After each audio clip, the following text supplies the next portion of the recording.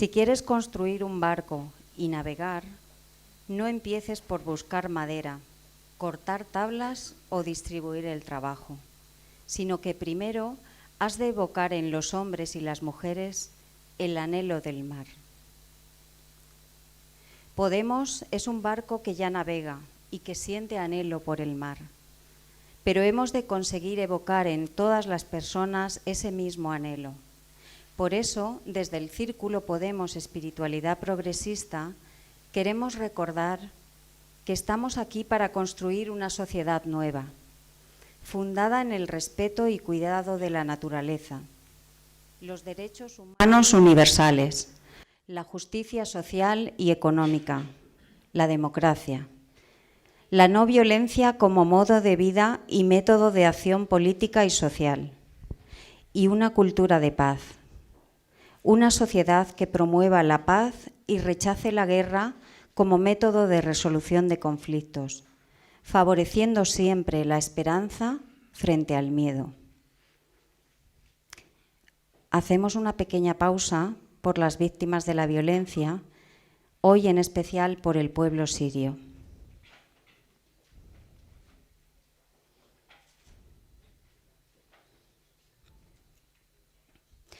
Queremos recordar que estamos aquí para vivir la espiritualidad unida al compromiso con la ética y la justicia, en particular con los más desfavorecidos y empobrecidos, promoviendo acciones políticas que potencien al ser humano de modo integral. Que estamos aquí para vivir la política como una vocación de servicio, siempre orientada al bien común, de un modo humano, participativo e integrador, que busque la unidad en la pluralidad y, en suma, vivir la política como un ejercicio espiritual y ético. Que estamos aquí para rescatar el lugar central de la dignidad humana y la inviolabilidad de la libertad de conciencia. Y que por todo ello queremos dar a conocer a todas las buscadoras y buscadores espirituales nuestra opinión de que Podemos es hoy por hoy el proyecto político que permite vivir mejor los valores de una espiritualidad comprometida y transformadora como la que nuestro círculo promueve.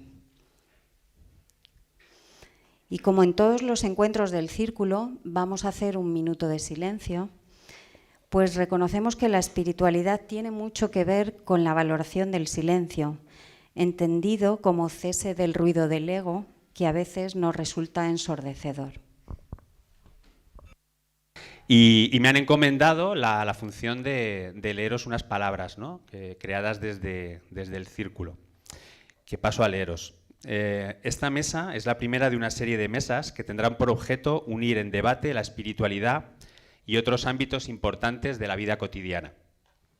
Hoy, en esta mesa de espiritualidad y política, queremos cuestionar el cliché que desvincula la espiritualidad de la política o que la asocia a determinadas posiciones políticas o religiosas conservadoras, así como profundizar en los valores que aporta la espiritualidad a la construcción de una sociedad nueva fundada en la Declaración Universal de los Derechos Humanos y los valores de la Carta de la Tierra. Pretendemos visibilizar la espiritualidad unida al compromiso con el amor, la ética y la justicia, desde los más empobrecidos, y cómo ésta puede promover acciones políticas que potencien al ser humano de modo integral. Todo ello sin pretender imponer idea o creencia alguna, y en el marco deseable de un Estado genuinamente laico y aconfesional. Antoine de Saint-Exupéry, no sé si lo he dicho bien, Saint-Exupéry,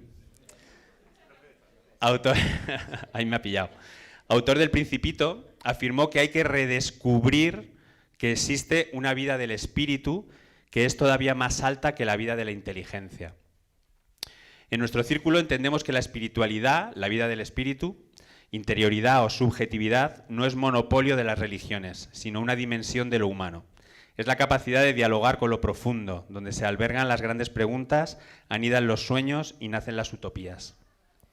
Es una experiencia de comunión, de unificación de todo y de todos, que nos lleva a reconocer el aspecto sagrado del ser humano y de toda forma de vida, y trascender nuestra realidad física más inmediata. Entendemos la política como una vocación de servicio y empoderamiento de la ciudadanía, orientada al bien común. El poder de unos solamente es ético si refuerza el poder de los demás y alienta relaciones de fraternidad y cooperación entre todos. La espiritualidad en política nos hace tener una perspectiva profunda de por qué estamos en política y de dónde venimos. La espiritualidad se concreta en la política humanizándola y la política se concreta en la espiritualidad socializándola. Sin espiritualidad, la política puede convertirse en una búsqueda de poder. Y sin dimensión política, la espiritualidad mal entendida podría llegar a derivar en pura alienación evasiva e individualista. Es un grave error pensar que la espiritualidad atañe únicamente a la vida privada y que la política se encarga tan solo de la vida pública. Ambos juntos consolidan el verdadero poder del ser humano para alcanzar la mejor versión de sí mismos y, fruto de ello, una mejor convivencia y bienestar. Hoy es urgente una espiritualidad política que trate de aunar el arte de vivir, espiritualidad, con el arte de convivir, política. Y por ello tiene sentido esta mesa. Quiero volver a las palabras iniciales y yo me quedo con una idea que he anotado aquí, unas palabras de Nelson Mandela, o por lo menos las primeras palabras de un discurso que conocéis, que dijo: nuestro miedo más profundo no es que seamos inadecuados, nuestro miedo más profundo es reconocer que somos poderosos sin límite. Es nuestra luz, no la oscuridad, lo que nos asusta. Nos preguntamos: ¿quién soy yo para ser brillante, precioso, talentoso y fabuloso? En realidad, ¿quién eres tú para no serlo? Eres hijo del universo. El hecho de jugar a ser pequeño no sirve al mundo. No hay nada de iluminador en encogerte para que otras personas cerca de ti no se sientan inseguras. Entonces vuelvo a las primeras palabras. Ojalá consigamos entre todos generar una política inspiradora, una política basada en el amor y no en el miedo.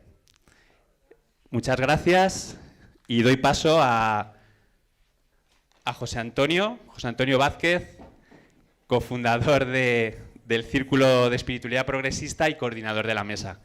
Y os pido un aplauso. Muchas gracias.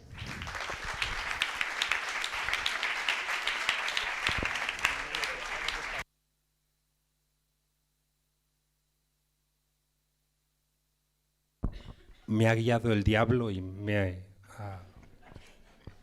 Y te has dejado liar. Bueno, pues muchísimas gracias, bienvenido y bienvenidas a este espacio que ya os hemos presentado. Mi función aquí, me llamo José Antonio Vázquez, mi función es desaparecer lo más posible y coordinar que la mesa, las personas que estéis aquí, pues dialoguéis y nos informéis de todo lo que, de los temas estos que hemos planteado, ¿no? Como veis, realmente en la mesa tenemos un grupo de personas muy interesantes que unen esos dos elementos que nos han explicado, la espiritualidad y la política, y como desde que los anglosajones nos enseñan a hacer las cosas y tal, no sé si para bien o para mal, hay que hacer como una cita al empezar y esas cosas, porque eso me parece que viene de por ahí. A mí se me había ocurrido hacer una pequeña cita y luego, no les he dicho nada a los ponentes, pero sí iba a proponer una cosa, que es: yo voy a presentar a uno y luego que os presentéis, yo os dejo lo que me han dado aquí para presentaros y que vosotros os leáis lo del siguiente. ¿Os parece bien? ¿Vale? Y así participamos entre todos, ¿vale? Bueno, pues simplemente eso. Me apetecía recordar una cita de Thomas Merton, es un monje norteamericano que el Papa citó cuando estuvo en el Congreso, que decía: creo que lo único que al final va a librar, o podría, si hay algo que ya lo pueda librar, al mundo de un completo colapso moral, es una revolución espiritual. Se lo he escuchado también al Dalai Lama, del cual era muy amigo.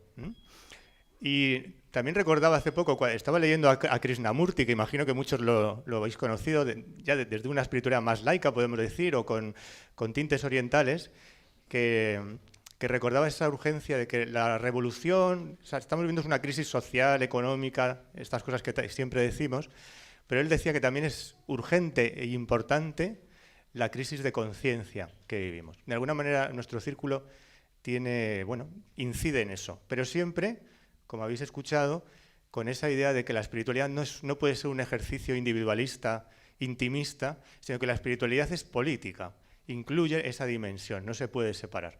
Y por terminar solo esa cita, una cita que muchos recordaréis, ¿no? a veces las jerarquías de las diversas instituciones religiosas, por supuesto de la mayoritaria en España, esto de que la espiritualidad sea política les pone muy nerviosos, ¿no? Y muchas personas saben que si te metes en política, prepárate lo que te va a pasar, lo que te puede pasar, ¿no?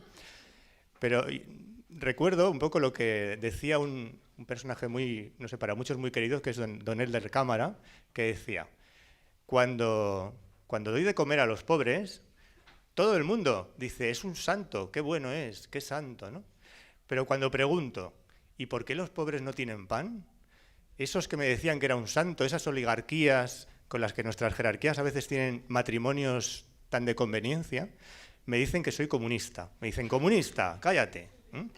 Bueno, pues lo dejo ahí, ¿no? Yo creo que por ahí va, el espíritu va a ir por ahí en esta tarde. Pues muchísimas gracias. Voy a comenzar presentando a Emma, que es una compañera de círculo y una amiga y una persona a la que admiro. Y luego, Emma, si quieres, te propongo que presentes a la siguiente, ¿vale? Emma es una licenciada en Historia, una teóloga de la especialidad de Teología Espiritual, psicoterapeuta, bueno, es muchas cosas. Miembro de la Asociación de Teólogas, de Mujeres y Teología, y digamos que ahora lo que está es comprometida digamos que el tema de la formación permanente de personas adultas, vinculando la psicología, la espiritualidad y la política a través de una serie de talleres y de publicaciones. Tiene numerosas publicaciones que os animo a conocer. Y bueno, desde ese lugar nos va a aportar pues toda la experiencia que ella trae, ¿vale? ¿A quién presento? Pues, si quieres, aquí tengo a Pepa. O a Juan Carlos, si quieres. ¿Dónde lo tienes tú por aquí escrito? Mira, aquí. Juan Carlos lo tenemos aquí. Juan Carlos, uy, qué cortito te han puesto, Juan Carlos. Dice solo, cofundador de Podemos, profesor, politólogo. ¿Qué decir de él que no sepamos? Siempre nos hace pensar, nunca nos deja indiferentes. Buscador incansable por vivir desde el espíritu del 15M, el anhelo del mar. ¿Quieres decir algo más de ti? Tú, presenta. Uy, se ha caído mi nombre, qué horror. Muchísimas gracias por la presentación, de verdad. Siempre me invitáis a sitios. Yo siempre digo que Dios nunca abandona a un buen marxista. Presenta a Carlos, que lo conoces. Presento a Carlos, que es un buen amigo. De los que no... Decía San Agustín que quien ama de verdad nunca se equivoca. Y yo creo que Carlos es de las personas que no se equivocan porque ama, de verdad. Me gusta mucho Neruda cuando planteaba aquello de que cuando llegue el momento inexorable, ¿no?, donde tengamos que rendirnos cuentas ante nosotros mismos, en ese momento no hay excusas. Y entonces todo lo que hayamos hecho, todo lo que hayamos peleado, todo lo que hayamos con sinceridad defendido, en ese momento es el momento donde encontraremos la paz. Entonces yo creo que Carlos es de estas personas que no se atreven a mentirse porque tienen muy clara la importancia, ¿no?, también de ese momento. Carlos Sánchez Mato es concejal de Economía y Hacienda en el Ayuntamiento de Madrid. Dice el texto, y lo comparto, profundo y valiente como pocos, apasionado por aquel revolucionario mensaje del sermón del monte del Evangelio. Carlos.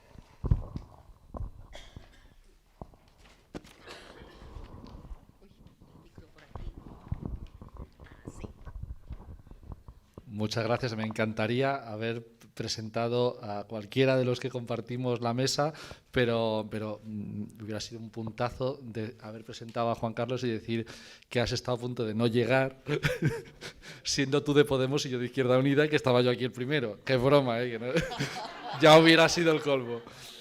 Pero en este caso es a Pepa quien voy a presentar también, querida amiga, bueno, pues admirada por muchos y muchas de los que estáis aquí, desde luego por mí, por toda la labor que lleva haciendo mucho tiempo. Y aquí dice además de eso, de toda la labor que hace, que es filósofa, que es teóloga, que eres educadora social y que vive en una comunidad intercongregacional en Lavapiés, y que allí estás apoyando los movimientos sociales y la defensa de los derechos humanos, que es donde yo la he conocido y donde la he admirado, y especialmente de la red Interlavapiés. Y bueno, pues que de verdad es un orgullo tener la posibilidad de poder presentar a una persona como Pepa. Estar en la mesa con todos ustedes.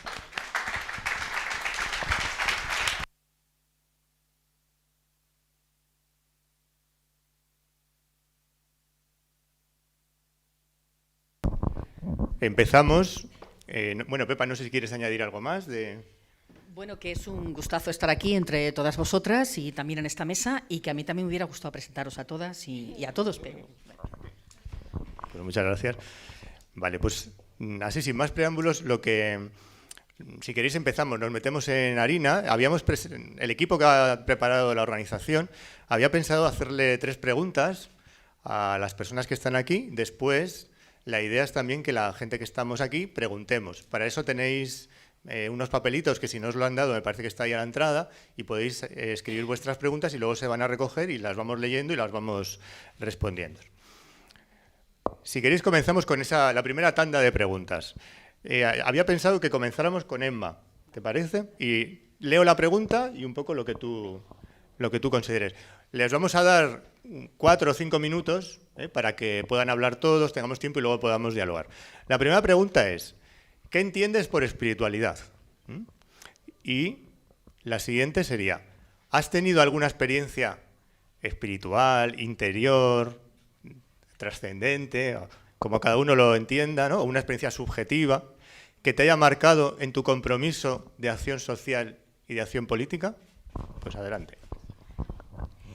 Bueno, pues, ¿qué entiendo por espiritualidad? La palabra espiritualidad ha ido en mí variando de contenido, se ha ido ampliando. En mis primeros años, para mí la espiritualidad era la espiritualidad de Jesús de Nazaret. Yo me formé y sigo siendo cristiana, y tuve la suerte de conocer un Jesús de Nazaret muy pronto en América Latina, con Gustavo Gutiérrez, y enseguida descubrí un Jesús de Nazaret comprometido con la realidad, un místico y un político. Y desde entonces eso marcó ya mi manera de entender la espiritualidad. Después, en la medida que he ido encontrándome con otros grupos, con otros colectivos, y he ido ampliando el concepto de espiritualidad, voy hoy por hoy, sin abandonar esa, porque para mí Jesús sigue siendo referente, la espiritualidad para mí es una dimensión del ser humano, es el desarrollo de la inteligencia espiritual, que es la inteligencia ética, estética, de futuro, de utopía, de sueño. Es la capacidad de entrar en el fondo del ser, en la interioridad, y ahí llegar a barruntar lo que realmente somos. Y somos unidad, y somos conexión, y somos, quizá la palabra que mejor expresa lo que yo entiendo por la espiritualidad, es la experiencia de que somos. Y somos humanidad, y somos con todo lo que vive, y somos con todo lo que es. No sé decirla ya de otra manera. Lo de hablar de alguna experiencia a mí me cuesta, porque tengo facilidad para conectar con esa presencia, pero siempre hay pudor, porque las palabras no acaban de decir casi nunca la experiencia que vivo o que se vive. Voy a narrar una que además he compartido con 2 amigas que tengo aquí, mi hermana y mi amiga, una muy fuerte, que fue a los 2 años de la muerte de los jesuitas en El Salvador. Asistimos a una experiencia fortísima, que es lo que allí llaman la procesión de los farolitos. Es un vía crucis, recuperando la figura de Jesús y uniendo a esa experiencia de un hombre asesinado por la lucha por la justicia, uniendo todos los muertos salvadoreños. Entonces se llena la UCA de gente de noche con sus farolitos, y las fotos de los asesinados. Había familias que llevan 3 y 4 y 5 fotos. Y durante toda la noche se hace esa procesión, se canta, se baila, se comparte comida. Y en un momento dado yo tuve una sensación muy fuerte de que no había separación entre los muertos y los vivos, que no había separación entre aquellas miles de personas que yo no conocía y las que sí conocía. Un sentimiento de que formábamos todos partes de un mismo proyecto que había que continuar. Esa era la resurrección, ¿no? Continuar la lucha por la justicia, continuar perdiéndole miedo al miedo, continuar haciendo de la vida una entrega. La vida, cuando se entrega, no se pierde, se gana. Esa, si en algún momento sale otra cosa, pues para no quitar tiempo a mis colegas.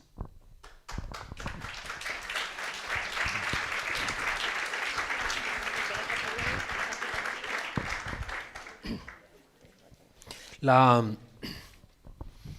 última vez que me invitaron, los compañeros del círculo, se empeñan en invitarme, conté una historia que para mí es muy relevante y me la contó un cura colombiano del M-19, un guerrillero de la teología de la liberación, y me decía: en Europa no sabéis realmente la historia de Abraham, os la han contado mal, y cuéntame. Entonces me dice: bueno, pues noche oscura cerca de Galilea, suena una voz profunda, tenebrosa, de ultratumba, que dice: Abraham, levántate, agarra a tu hijo Isaac y llévalo al bosque y allí lo vas a sacrificar en señal de amor a Dios, ¿no? Ups. Sara llorando dice: pero es una locura, pero Abraham era tan obediente. Levanta al niño, pero es tu hijo, que lo levantes, lo ha mandado Dios. Y lo levanta, llama a la puerta, Abraham levanta, el niño se frota los ojos. ¿Qué pasa, madre? Ve con padre al bosque a un sacrificio. Y bueno, y se encaminan y el niño, que era listo en el camino, le dice: padre, ¿y la bestia para el sacrificio? Y dice: ya. Y llegan a un claro y allí coge Abraham a Isaac, lo pone encima de unas maderas, le abre la camisita, saca un puñal y cuando está a punto de descargárselo en el pecho, se oye una voz profunda de ultratumba que dice: Abraham, detente, ya has demostrado tu amor por Dios Todopoderoso, guarda el puñal, regresa a tu casa y sé feliz con los tuyos. Y Abraham, siempre tan obediente, se guarda el puñal, se encamina hacia su casa y el joven Isaac se incorpora y dice: si no llego a aprender para ventríloco, este loco me asesina, ¿no? Me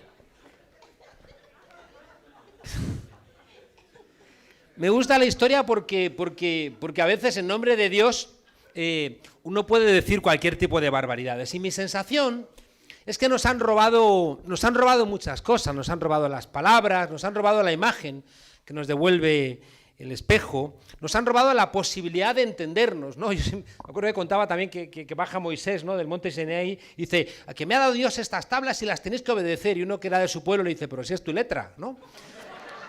Como diciendo: no me estás contando, ¿no? Creo que esa desobediencia nos permite darnos cuenta de que a lo mejor nos están dando gato por liebre. Y creo que recuperar las palabras en su significado y quitarle a los dueños del diccionario ese poder nos permite a lo mejor entender cosas relevantes, ¿no? Igual que las feministas están peleando ahora mismo porque el diccionario de la Real Academia jueza la define como la mujer del juez, ¿no? Entonces, si uno indaga en las palabras, se da cuenta que, por ejemplo, común, que viene de comunis, es lo contrario de immunis, ¿no? Por tanto, inmunis es lo que no nos afecta, y lo común es lo que nos afecta. Y esa palabra común, ¿no?, de donde vendría comunión, ha sido totalmente, ¿no?, usurpada. Religión viene seguramente, aunque no hay mucho acuerdo, viene seguramente de religare, no sé de dónde vengo, no sé a dónde voy y necesito religar, ¿no?, mi sentido. Y en esa religación encuentro la posibilidad de que este ser raro que somos, que se piensa a sí mismo, encuentre un poco de sosiego hasta hacia el hecho incontrovertible de que nos morimos. Política viene de polis, de ciudad, y por tanto la política debiera hacer referencia al conjunto de las cosas de la misma manera que democracia viene de kratos, que es poder, y demos, que es pueblo, y por tanto es el poder del pueblo. Pero fijaos que religión se ha convertido en iglesia, política en partidos, democracia es simplemente votar, y la espiritualidad es una suerte de magia esotérica. Y digo magia porque tengo la sensación de que el modelo neoliberal que creo que es el que nos propone construir una sociedad donde todos seamos empresarios de nosotros mismos, donde todos vivamos de manera individual, en competencia y viviendo la vida como una inversión, ¿no? Para competir en una sociedad donde todo se ha convertido todo en una mercancía. Y fijaos que para mí la espiritualidad de alguna manera debiera servir como la búsqueda de un sentido que lo tiene muy difícil porque el modelo neoliberal nos ofrece algo que es magia. El modelo neoliberal nos ofrece convertir cualquiera de nuestros sueños en un derecho, siempre y cuando estemos dispuestos a que ese derecho sea conseguido a través de la mercantilización de algo. Lo que quieras. Puedes tener sexo con niños, puedes tener que quieres ser padre aunque no puedas, pues da igual. Tienes derecho a ser padre siempre y cuando alquiles un vientre y lo conviertas en un útero cosificado.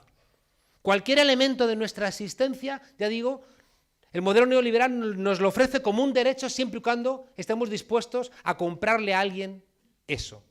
Y el problema que yo veo es que en esa magia, que es lo que está moviendo nuestra sociedad, ¿no? Con eso que llamamos consumismo, pero que en el fondo es reducir a la condición de mercancía nuestro objetivo en el mundo. Es decir, ¿qué quieres ser? Compra. ¿Estás triste? Compra. ¿Quieres encontrar sentido? Compra. ¿No sabes qué hacer con tu vida? Compra. Y fijaos que es una compra absolutamente desresponsabilizada. Vivimos en burbujas donde aquello que nos beneficia, sea una camiseta, sea un refresco, sea el móvil, no nos preguntamos de dónde viene. De la misma manera que no nos preguntamos a dónde va toda la basura que producimos. Vivimos en una burbuja donde parece que simplemente porque pagamos por las cosas tenemos derecho a ellas. Y fijaos que nos desentendemos de que a lo mejor esta camiseta que me he comprado la ha hecho un niño en Bangladesh enriqueciendo a Mancio Ortega, ¿no? O que cambiamos de móvil constantemente porque nos desentendemos de que hay guerras en África por el litio, o el cadmio, o el coltán, o el mineral que sea menester. Para mí la espiritualidad siempre la he entendido, en mi concepción como politólogo, como darle sentido a la vida. Creo que el ser humano es el único animal que entierra a sus muertos. Lo de los elefantes que entierran a los muertos es mentira, eso es de las películas de Tarzán, ¿no?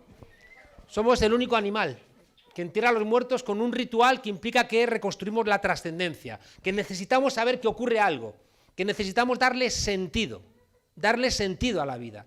Y en ese sentido, yo siempre esta mañana, este mediodía, cuando estaba pensando que tenía que venir aquí, me he ido ahí a Lavapiés a releer un libro de Viktor Frankl, ¿no? Que siempre es el que me ayuda, ¿no? a pensar, ¿no? Este superviviente de Auschwitz, sobre el sentido. Y estaba leyéndolo y un señor de esos que pasaban, decenas pasaban pidiendo, uno de ellos me ha saludado, usted es el de Podemos, sí. El hombre era sirio y me preguntaba por la barbaridad, ¿no? De un señor que puede bombardear, ¿no? A través de Twitter. Y yo he pensado en ese momento que era bastante miserable yo, que me siento muy egoísta, que a menudo nos hemos convertido en gente famosa, ¿no? Y a veces tienes la tentación de decir que como eres famoso puedes pensar, ¿no? que tienes derecho a que la gente te escuche, ¿no? Por decenas, por miles.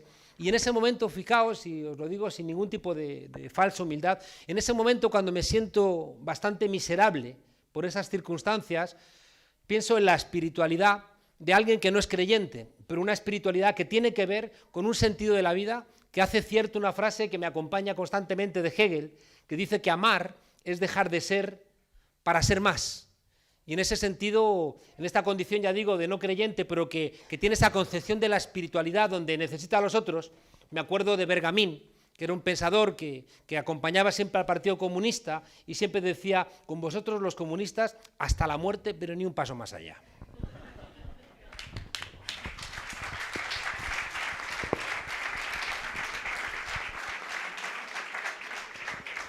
Bueno, pues continuando al hilo de este conversatorio, ¿no?, que nos va enganchando a unos con otros, ¿qué es la espiritualidad, ¿no? Como muy bien decíamos al principio en la presentación del círculo, la espiritualidad tiene un sentido mucho más amplio al que han reducido las religiones, que se han convertido en su monopolio, ¿verdad?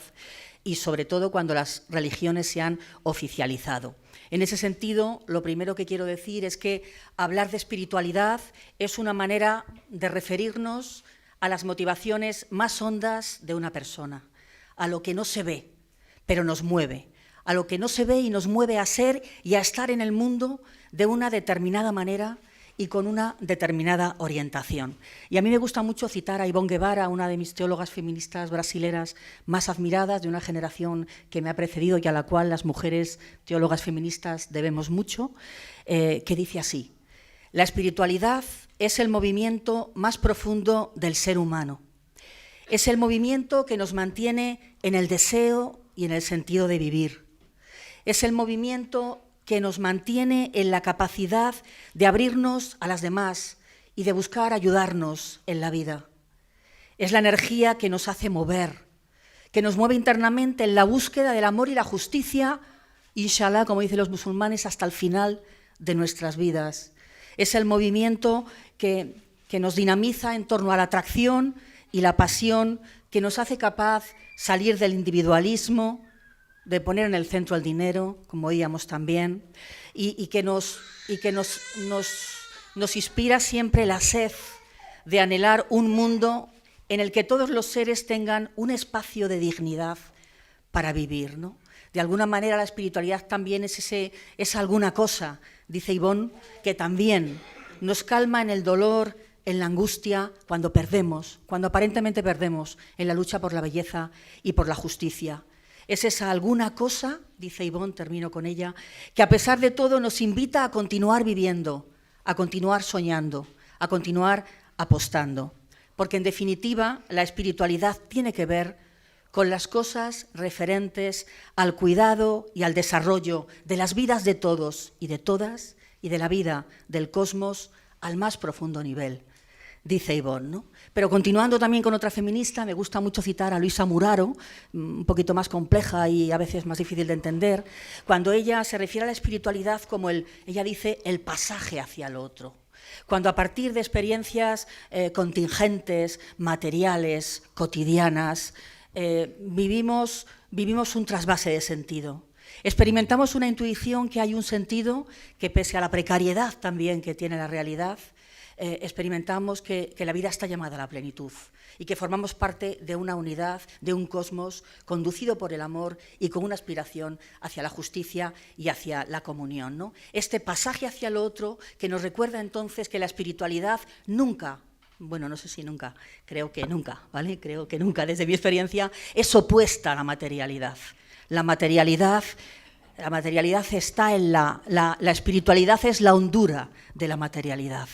Al mismo tiempo que la espiritualidad no es opuesta a la corporalidad o a la corporeidad, sino que la espiritualidad la vivimos en un cuerpo sexuado, un cuerpo reconocido, un cuerpo discriminado, un cuerpo individual, un cuerpo social, un cuerpo que es clase, un cuerpo que es raza, un cuerpo que forma parte del cuerpo de la Tierra y del cosmos. Por eso hablar de espiritualidad es hablar también de corporalidad. Y dicho también esto, lo ha dicho también Emma, ¿verdad? La espiritualidad es una capacidad humana, es una inteligencia, nos dicen hoy. Es esa inteligencia espiritual que tiene que ver también, ¿verdad?, con el preguntarnos por el sentido de las cosas, con el deseo de comunión, con el deseo de vincularnos a otros y otras, también con la generosidad, con las apuestas a largo plazo, con las utopías, con poder experimentar que algo de lo que soñamos, si lo luchamos, a veces tocamos alguito con la punta de los dedos, pero insuficientemente, y hay que seguir luchando, ¿no? Un poquito desde ahí, ¿no? ¿Y qué experiencias tengo de esto, podríamos decir? Lo primero que quiero deciros es que yo en esto creo que soy un poco anómala, o a lo mejor todas y todos somos anómalas, ojalá así sea, ¿no? A mí algunos me llaman la teóloga del grito, porque yo reivindico, para las y los espirituales, suelo reivindicar más el grito que el silencio, porque muchas veces el silencio es nuestra tentación, me parece a mí. Luego, si queréis, hablamos de esto, ¿no? Por eso muchas de mis experiencias espirituales no acontecen en la soledad de mi habitación o en un retiro meditativo. Ciertamente mi originalidad es así. muchas de mis experiencias espirituales más profundas, por ejemplo, acontecen en la calle, han acontecido en manifestaciones. Recuerdo la primera manifestación cuando se constituyó la Asamblea de Sin Papeles en Madrid, cientos de africanos en las calles y los blancos como de escudo humano, bueno, frente a negociando con la policía, etcétera, etcétera, con unas consignas que en aquel momento, que no ahora, eran todas en Senegal, ¿verdad?, con un olor a sudor, a pasión, a lucha, a deseo, a fraternidad, que me hizo experimentar a mí y a muchos otros y otras que estábamos allí, que formábamos parte de un todo y de una dignidad que nos sustenta a todos y a todas, ¿verdad?, que no podemos dejar de seguir apostando y luchando por ella. Esa sería una experiencia. Otra experiencia, mi primera mani en el CIE en el 2005, la primera vez que sentí, que vimos, bueno, que sentí yo la primera vez, pero creo que fue la primera mani en Madrid, ante Aluche, ¿no? Cuando los que estaban dentro del CIE empezaron a sacar sábanas blancas y a decir, gracias, gracias, hermanos, y nosotros empezamos a decir, no pararemos hasta cerrarlos, ¿no? Esa fue mi primera experiencia, luego ha habido muchas otras y no he tenido esas experiencias, pero esa experiencia fue una experiencia realmente fundante de que la dignidad no puede depender de unos papeles y que no se puede reprimir, ¿verdad? No se puede reprimir la libertad y que hasta en los lugares más inhóspitos la libertad es posible, como nos recordaron también hace unos meses los internos del CIE en uno de sus motines, nuevamente con su grito, dignidad, dignidad. Pero como soy mujer, quiero aludir también a otra experiencia espiritual que tuve en el ámbito poco religioso de un congreso de cuidados, ¿no? No sé si estuvisteis algunas en el congreso de cuidados que tuvimos a finales de septiembre. En el Congreso de Cuidados, donde tomaron y tomamos las palabras, pero sobre todo tomaron las palabras una de las mujeres más invisibles en nuestro país, que son las trabajadoras de hogar, mayoritariamente migrantes y muchas sin papeles, ¿no? Tomamos la palabra y la tomamos y la tomaron también con sus cuerpos. Y hubo un momento al final, ya casi al final, cuando se estaba clausurando el Congreso, cuando las políticas hicieron su papel de políticas y empezaron a ocupar más espacio, bueno, hicieron su papel de no buenas políticas en aquel momento, que empezaron a ocupar más espacio del que las correspondía y no nos dejaban espacio para hacer el flash mob que lo menos 40 mujeres habían preparado con sus cuerpos, con su diversidad de cuerpos y tal. Y entonces decidimos tomar el escenario y las políticas tuvieron que salir pues como salieron, ¿no?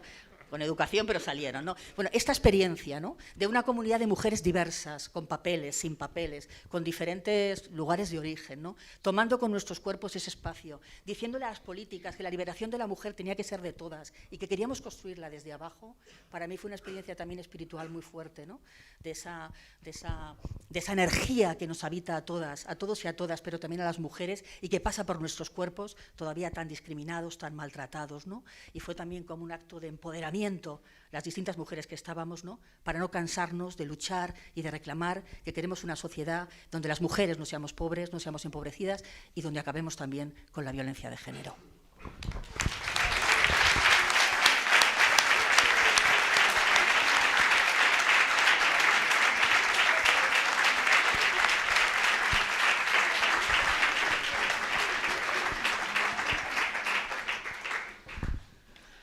Bueno, pues no lo tengo nada fácil, ¿eh?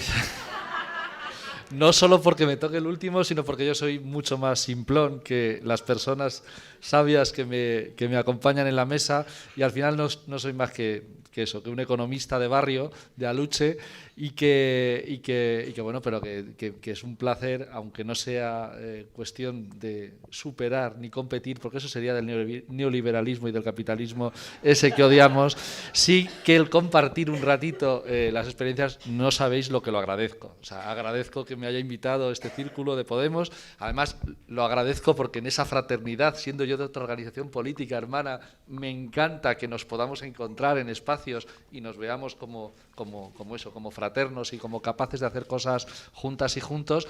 Y luego también por un elemento también que yo creo que es que me tenéis que permitir que lo comparta antes de hablar de espiritualidad, y es que cuando te metes en estos líos, y no hablo yo en este caso, en mi caso, de los 2 últimos años, porque llevo unos cuantitos más en líos relacionados con política, pues es raro que vayas a una mesa a hablar y a compartir, a desnudarte, a hablar desde dentro, desde lo personal.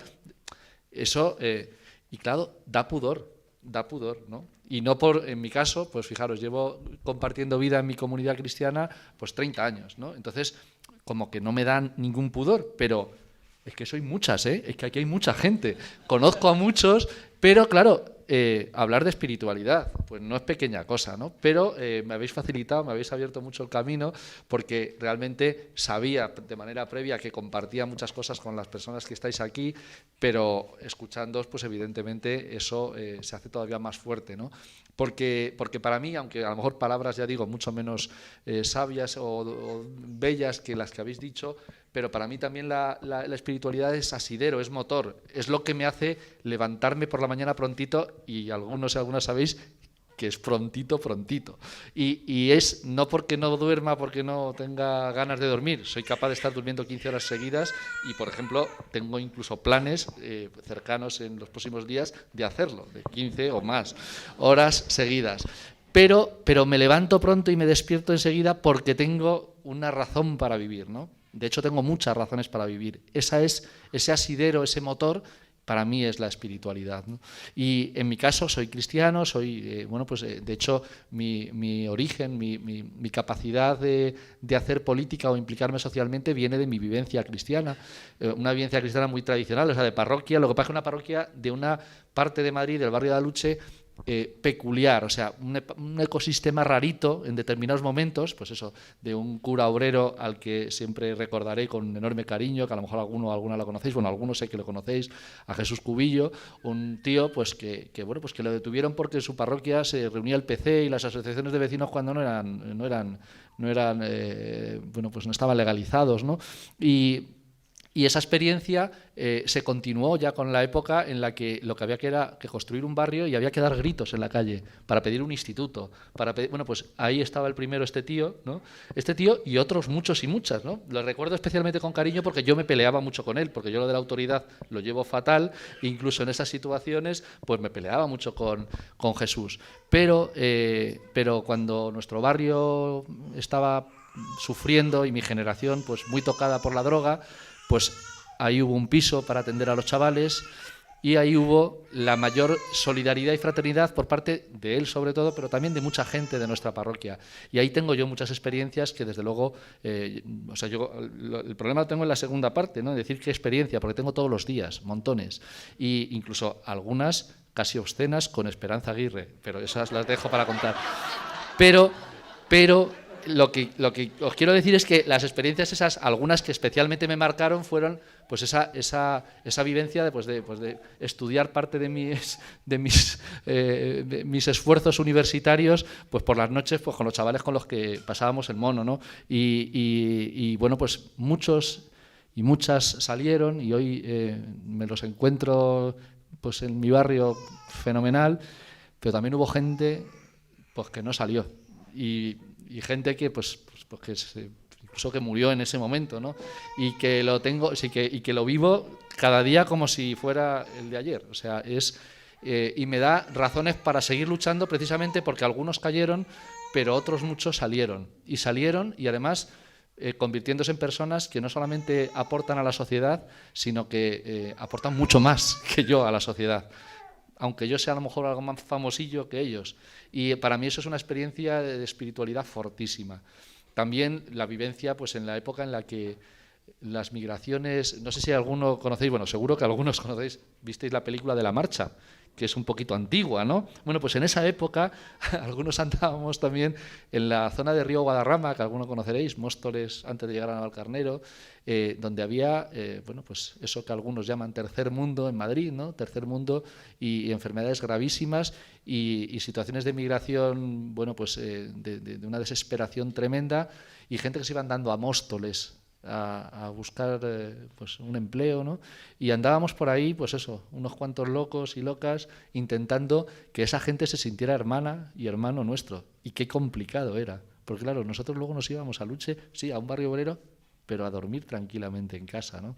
Y entonces, pero esas experiencias, yo tengo gente que todavía la tengo muy presente y muy cercana y que me ayuda de alguna manera a, pues primero a minimizar las tonterías de todos los días, ¿vale? Que eso, yo creo que poner cara y ojos a otras vidas y a otras personas, pues te hace pues eso, hacer menos importantes los enormes problemas que vivimos todos los días. O sea, yo tengo todos los días crisis enormes, pero no personales, digo, de políticas y tal, y son crisis absolutamente absurdas y ridículas comparados con la vida de cualquiera de estas personas con la que he tenido la enorme fortuna de cruzarme, ¿no?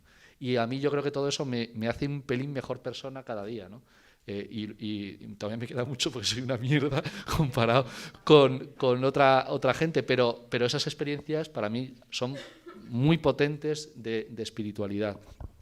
Claro, eso al final lo que hace de alguna manera es para mí más cercano ese mensaje de Jesús de Nazaret, bueno, pues de mirar al otro como hermano, ¿no? Y como hermana, y yo creo que eso es lo que realmente me mueve y es lo que intento. Desde luego mis experiencias de espiritualidad no son, también he ido a algunos retiros espirituales con jesuitas y tal, pero mis experiencias de espiritualidad son pues eso, hasta las huelgas, las manifestaciones, todo este tipo de cosas. Y entiendo además que yo creo que la gran riqueza es que aquí habría tantas experiencias de espiritualidad como personas, e incluso habrá gente que tenga más de una experiencia, o sea, y manera de vivirlo. Y yo creo que no hay una mejor que otra. Son todas complementarias y entre todas pues permiten que hagamos un mundo un poquito mejor.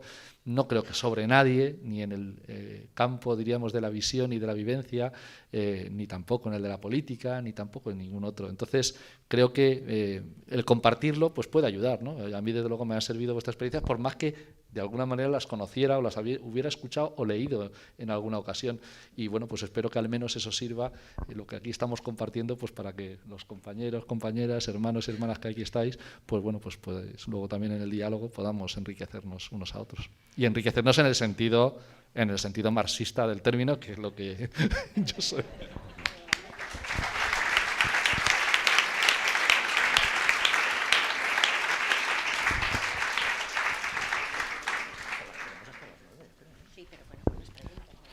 Pues muchas gracias también porque os hemos asaltado ahí vuestra intimidad y la habéis compartido. Muchísimas gracias.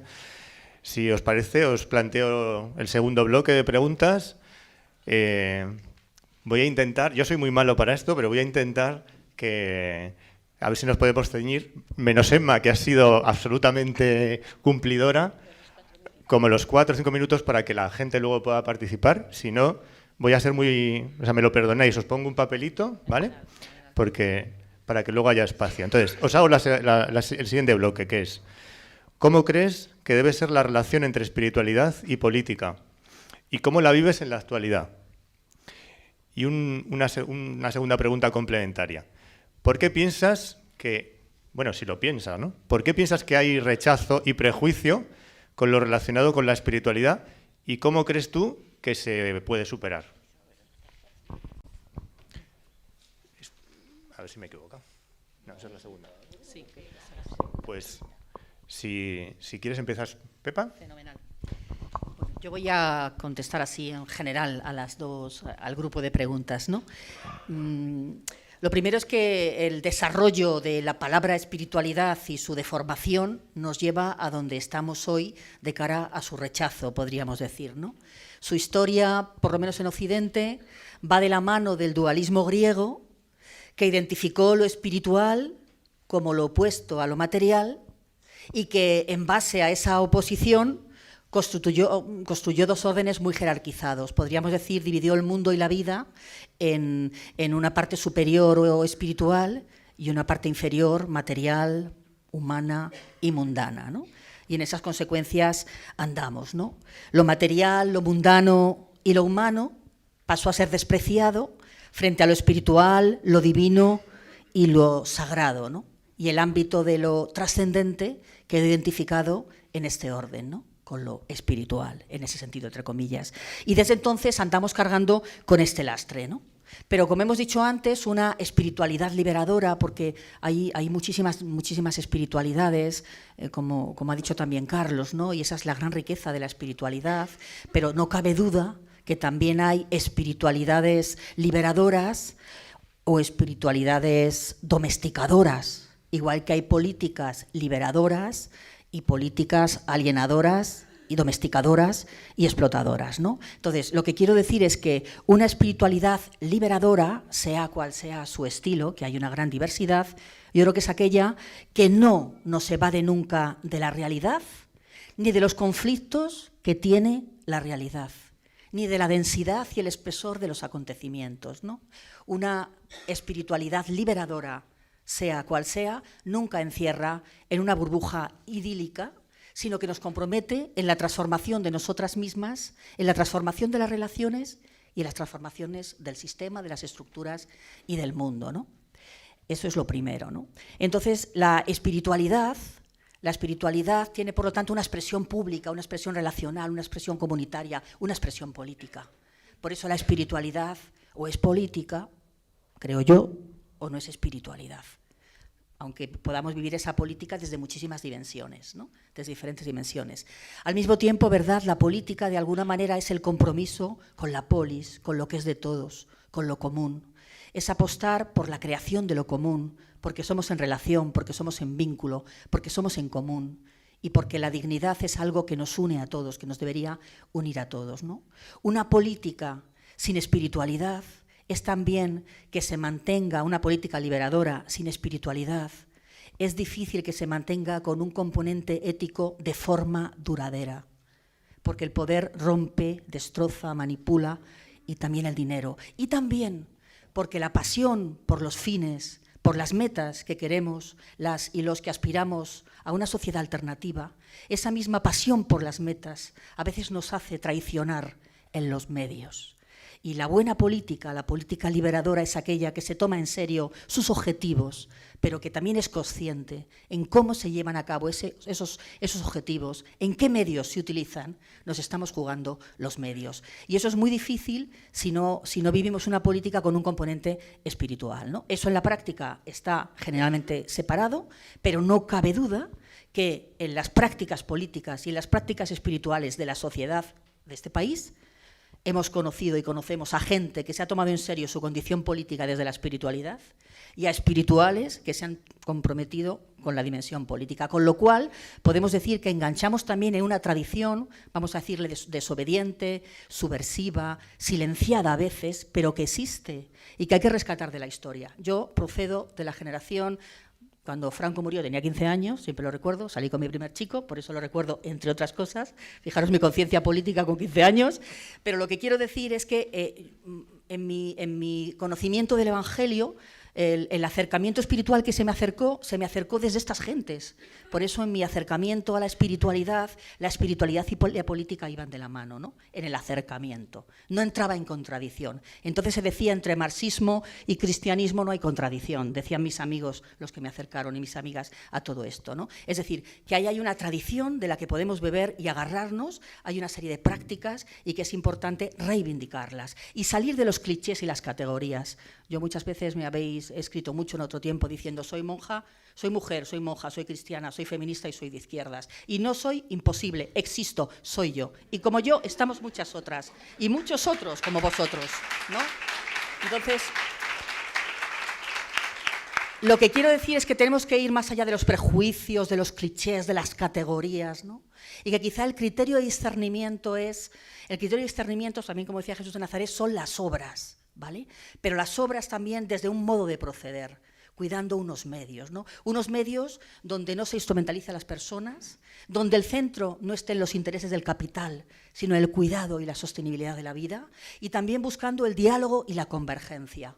Yo en los colectivos donde me muevo en Lavapiés desde hace mucho tiempo, yo y mi comunidad y la poca gente cristiana que estamos, somos mucho más comprendidas, apoyadas, y cuando hemos tenido conflictos que hemos tenido muy serios, sostenidas por los movimientos alternativos que por otros espirituales y cristianos y cristianas de mi barrio, ¿no? Es decir, la convergencia es posible y yo creo que en esa convergencia es donde tenemos que seguir trabajando. Y otro criterio que es fundamental, creo, de discernimiento es que lo que queremos construir, lo queremos construir con los últimos y desde los últimos, para todos, universal pero desde abajo, porque si no es desde abajo siempre hay últimos. Y eso yo creo que cuando los espirituales participamos en política de la manera que sea, esas espiritualidades liberadoras, creo que ese criterio lo tenemos claro. Y por eso nos dan por todos los lados.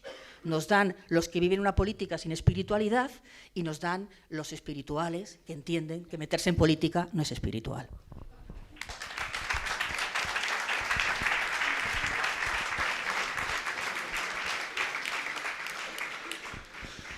Pues este sí que es un morlaco, un miura complicado, porque claro, es que, claro, yo no entiendo, como decía y apuntaba antes en la primera intervención, no entiendo que haya una única manera de vivir espiritualmente, no sé, no hay una ortodoxia en eso, no lo hay.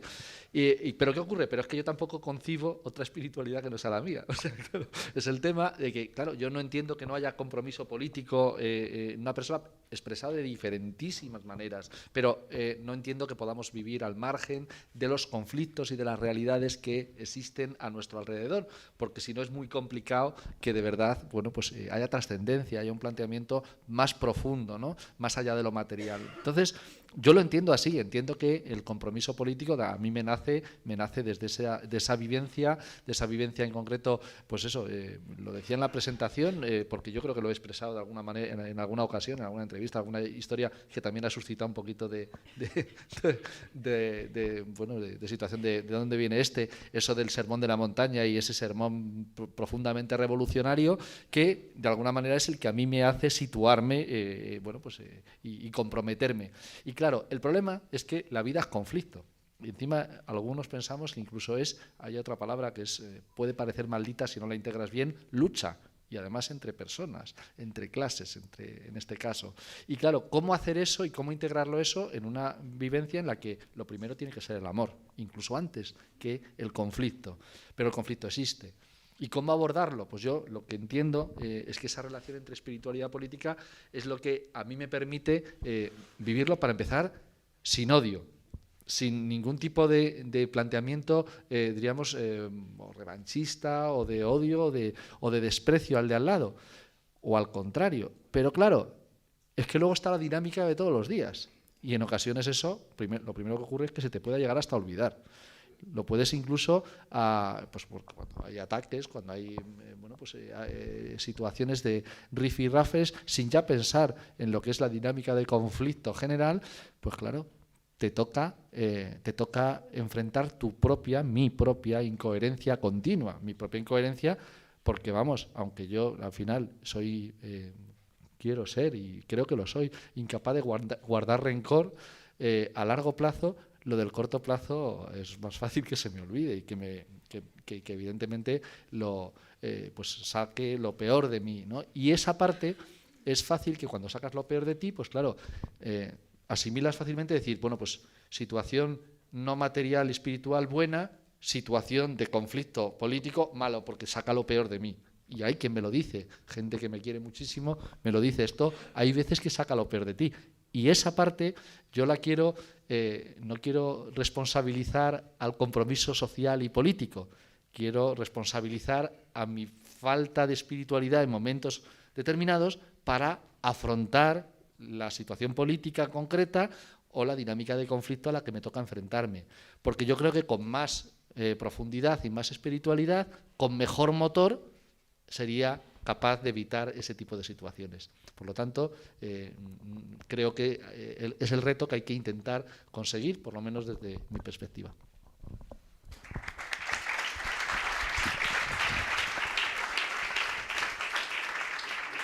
Bueno, mucho de lo que iba a decir lo ha dicho mi amiga Pepa, pero avanzo un poquito, ¿no?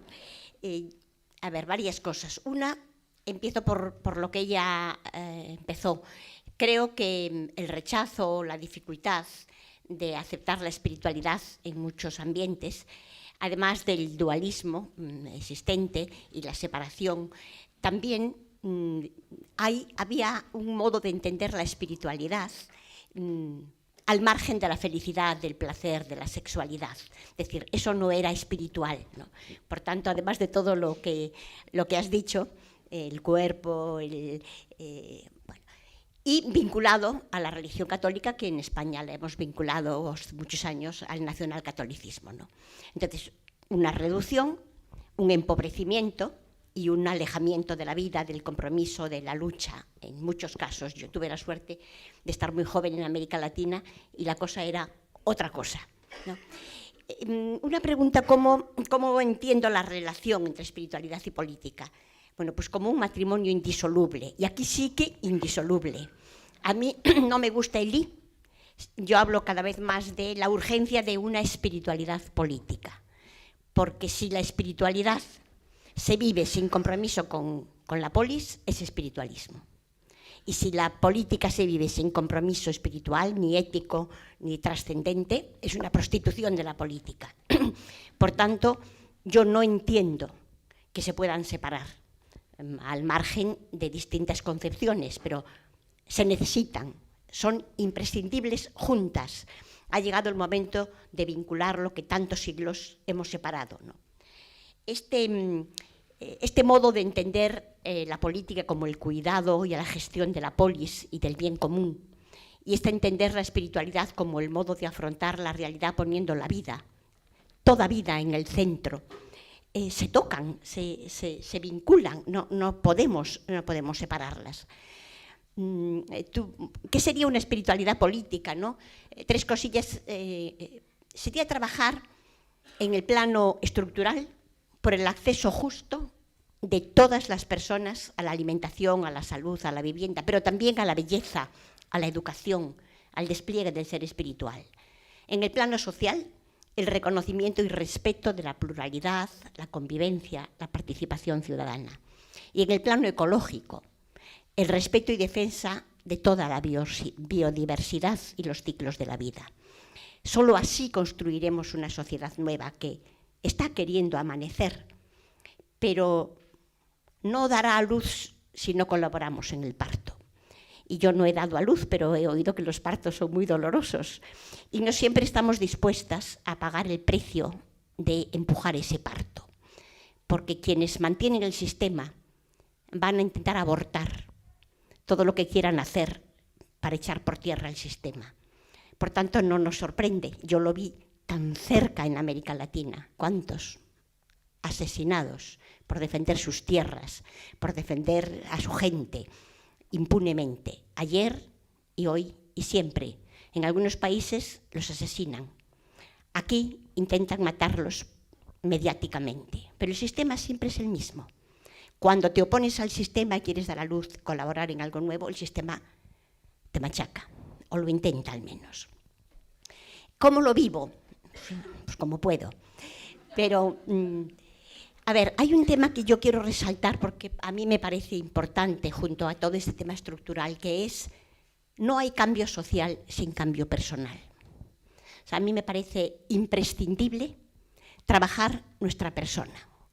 Yo suelo expresarlo en el mismo lenguaje que Pepa, nuestro cuerpo. O sea, hacer de nuestro cuerpo un cuerpo espiritual. ¿Qué significa eso? Significa que toda nuestra persona, todos nuestros sentidos expresan los valores del espíritu. ¿Qué miras? ¿Cómo miras? ¿A quién miras? ¿Son miradas que matan o miradas que reconstruyen? ¿A quién oyes? ¿A quién cierras los oídos, ¿no? ¿Qué hace tu boca? ¿Maldice? ¿Bendice? ¿Qué saboreas, ¿no?, en la vida, ¿no? ¿Cómo está tu corazón? ¿Con amor? ¿Con odio? ¿Casa abierta? ¿Tus entrañas son fecundas o se cierran cuidándote a ti como hijo único? ¿Tus pies en qué dirección camina? ¿Con quiénes, ¿no? ¿Cómo vives tu sexualidad? ¿Cómo defiendes la injusticia de la discriminación sexual? Tus manos son parteras de vida. Es decir, nuestro cuerpo es político y nuestro cuerpo es espiritual. Porque somos seres corporales, somos seres políticos, somos seres espirituales. Yo hago lo que puedo. Intento hacer de mi persona un espacio político y un espacio espiritual. Y luego en la tarea concreta de las luchas cotidianas, he estado muchos años en Madrid, ahora estoy en Sevilla, hay una cosa que me indigna mucho. Yo estoy trabajando con mujeres que tienen a sus hijos en la cárcel, muchos años en la cárcel, por tonterías. Y madres que están luchando porque a su hijo se lo lleven a una cárcel donde pueda tener una medicación y no lo llevan, y a otros les piden que elijan la cárcel o se la arreglan para que vaya a una cárcel bonita. Es muy indignante, y yo también siento mucha indignación, ¿no? Yo también grito, yo también me enfado, y creo que la indignación es el primer paso para poder movilizarse. Una indignación que no agrede, pero sí defiende. Entonces, también pues, intento trabajar un poquito ahora, que ya no doy clases, en la formación de la conciencia, con talleres, con escritos. Yo creo mucho en que hay que dar un salto de conciencia, hay que saltar a un nuevo nivel. Y eso requiere tiempo de lectura, de reflexión, de profundización, para abrirme yo a la nueva conciencia y ayudar a otros en ese mismo camino, porque solo así seremos parteras de un mundo nuevo.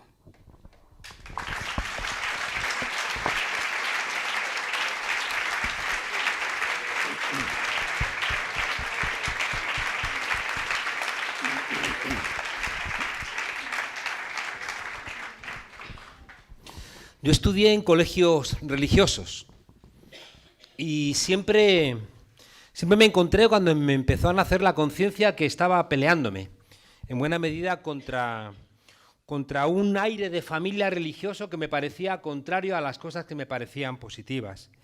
Y una vez tuve la fortuna de participar en una ceremonia con chamanes mexicanos, toda una noche larga, y allí, cuando llegó el primer rayo de sol que entró por el tipi y entonces vino comida, después de haber ayunado toda la noche, me di cuenta y dije, pero si esto es lo que hacíamos y nos han robado.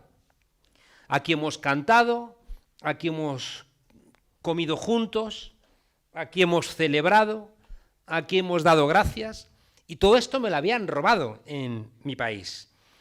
Y por tanto tenía la sensación de que alguien, como os decía al comienzo, se había apropiado de cosas que son nuestras, que nacen de nuestra necesidad de ser humanos, pero que nos las habían robado, y al robárnoslas, porque se las habíamos entregado todas a la Iglesia, y al salirnos de la Iglesia por ese fraude nos quedamos ausentes, hemos estado arrastrando una suerte de vacío complicado. Al mismo tiempo siempre me la he jugado, ¿no?, junto a la Iglesia de base. Al mismo tiempo que he combatido a la jerarquía, me encontraba siempre hombro con gente que tenían ese sentimiento. En términos políticos y religiosos, en Europa no es bonito, porque fue la democracia cristiana quien dio cobijo, ¿no?, a la gente que había sido fascista o había sido nazi, ¿no?, y de repente nos encontramos con que hubo una connivencia, ¿no?, con algo que había sido el horror por parte de una religión que tenía que haber estado, ¿no?, al lado de los más humildes, y en ese momento falló, ¿no? Creo que nos encontramos a día de hoy, y es curioso, con que los jóvenes que se dicen a sí mismos cristianos son profundamente conservadores, y a menudo están llenos de ira, les falta compasión, pues como ocurre con la COPE, o como ocurre con TOCTV. Es decir, es muy chocante, ¿no?, que medios de comunicación que están vinculados, ¿no?, a la Iglesia, cuando menos a su jerarquía, se comporten con esa falta de valores que después esos jóvenes que no se sienten a sí mismos cristianos los tienen constantemente, ¿no?, porque no están llenos de esa ira y a su vez están llenos de compasión. Lo vimos, ¿no?, por ejemplo, en el 15M.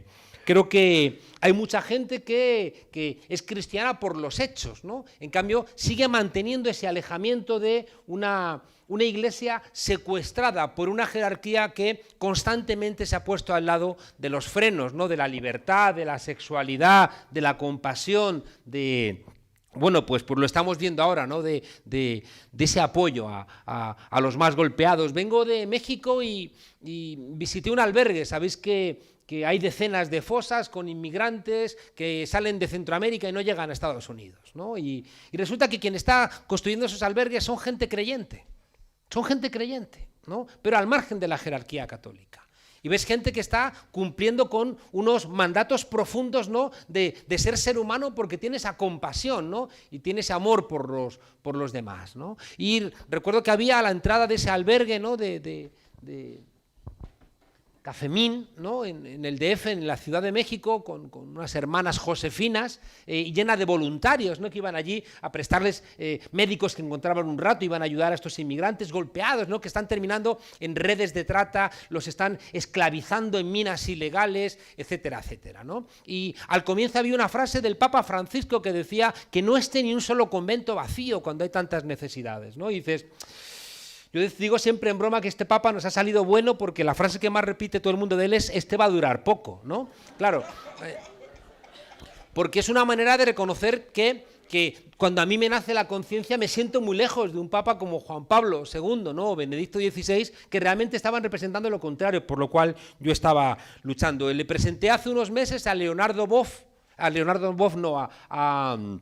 a su hermano, ¿no? A Frei Beto, le presenté un libro y en este país, ¿no? De católicos no practicantes, él me dijo, tú eres un ateo no practicante, ¿no? Que me gustó, que era una expresión bonita.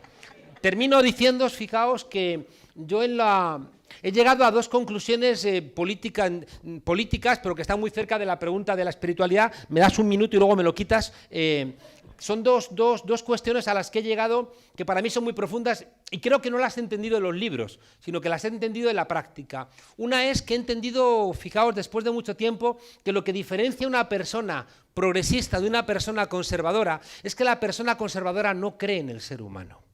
Mientras que las personas progresistas no saben de dónde les sale, pero creen en el ser humano. Como decía en una frase muy hermosísima el poeta Pessoa, y si ya no puedo creer que nada sea verdadero, ¿por qué sigue viniendo cada noche la luz de la luna a batir la hierba? O sea, si todo es un jodido vertedero, ¿por qué veo ese rayo de belleza, ¿no? Y lo decía Gramsci, ¿no? Un comunista, ¿no? Que tampoco, ¿no? Se sentía creyente, pero que venía de esa tradición y decía, frente al pesimismo de la inteligencia hay que oponer el optimismo de la voluntad. ¿Y de dónde nace ese optimismo de la voluntad? No lo sé, pero la gente que somos progresistas lo tenemos y la gente que es conservadora no lo tiene y justifica en esa desconfianza ante el ser humano su justificación, ya digo, para robar, para mentir, para no ser solidarios, etcétera. Y por eso tenemos que ser optimistas, porque el pesimismo es la base de poder tener ese sentido de la vida y poder tener esa solidaridad. Y en el momento en que caemos presos del pesimismo, nos han derrotado y nos hemos convertido en conservadores. Lo segundo importantísimo es que estando con un compañero, con Ariel Jerez, por las tierras de Segovia hace muchos años, que nos pidió una compañera que hiciéramos un curso que había puesto en marcha la Diputación de Segovia. Imaginaos cómo era la Diputación de Segovia, ¿no?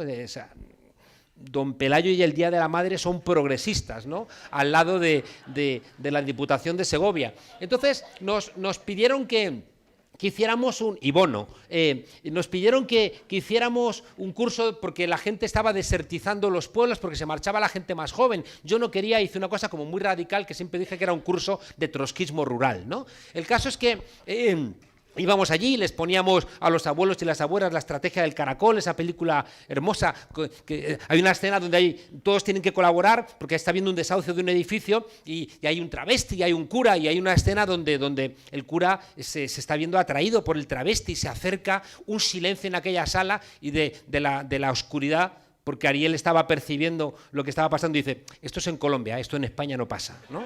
Como diciendo... Cuidado, pero lo que iba a compartiros ya en un segundo solamente, que creo que es muy relevante, que entendí allí, fijaos, en el 100% de los pueblos donde había un poquito de tejido social, había habido un cura progre. En el 100%. Y era el cura que había organizado que tocara la guitarra y la música en la misa. Seguramente se casó con la que le tocaba la guitarra, ¿no? Pero... el que hacía las excursiones a Madrid, el que hacía el grupo de teatro. Y fijaos, ¿sabéis qué ha aprendido?